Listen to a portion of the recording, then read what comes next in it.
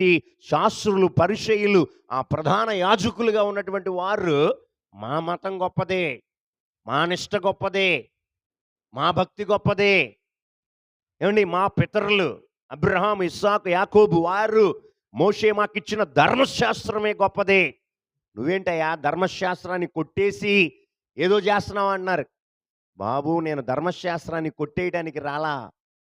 ధర్మశాస్త్రము ఏదైతే చెబుతుందో దాన్ని నెరవేర్చడానికి వచ్చా అన్నాడు. హల్లెలూయా.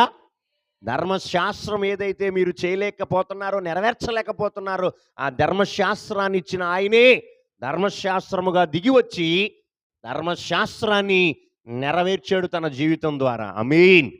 అది గ్రహించలేని అవివేకులుగా ఉన్నారు వాళ్ళు. అలనాడు ఉన్నటువంటి అధికారులు నేటికి అలాగే ఉన్నారు.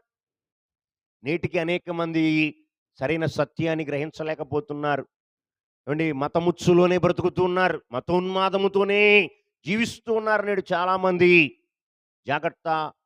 వాళ్ళందరూ బయలుదేరి పిలాతు దగ్గరికి వెళ్ళి అంటున్నారు కదా, ఈ అరిమత యోసేపు సిలువ మీద నుండి దించి చక్కగా పరిశుభ్రమైన నారబట్ట చుట్టి ఆ యేసు ప్రభు వారి యొక్క శరీరమును ఆయన కోసం, యోసేపు కోసం, అరిమత యోసేపు కోసం తొలిపించుకున్నటువంటి చక్కటి రాతి సమాధిలో పెట్టి రాయి బొర్లించి వెళ్ళిపోతే వీళ్ళందరూ బయలుదేరారు దొంగల ముఠ. ఎవరండి వీళ్ళందరూ? వీళ్ళందరూ దొంగల ముఠాలాగా బయలుదేరి మతోన్మాదులందరూ కలిసి మరలా పిలాతు దగ్గరికి వెళ్ళి, అయ్యా ఆ వంచకుడు ఎవరంట? యేసు ప్రభు వారిని ఏమంటున్నారండి వీళ్ళు? వంచకుడు. నిజమే కదా. ఇవాళ మంచి మాటలు ఆలనాడు యేసయ్యని అన్నారు, ఇవాళ అనేక మంది దైవజనులు అంటున్నారు, మంచి చెప్పేటువంటి పెద్దలను అంటున్నారు.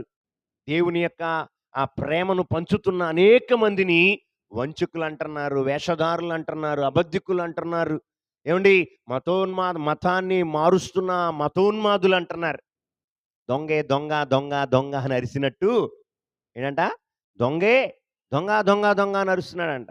వీడు దొంగ ఆల్రెడీ, వీడు దోచుకునేవాడు, వీడు ఆల్రెడీ దోచుకునేవాడు, వీడు ఆల్రెడీ నా హత్య చేసేవాడు, ప్రాణం తీసేవాడు, ఏదో కష్టాన్ని నష్టాన్ని కలిగించేవాడు, అశాంతిని అసమాధానాన్ని కలిగించేవాడు.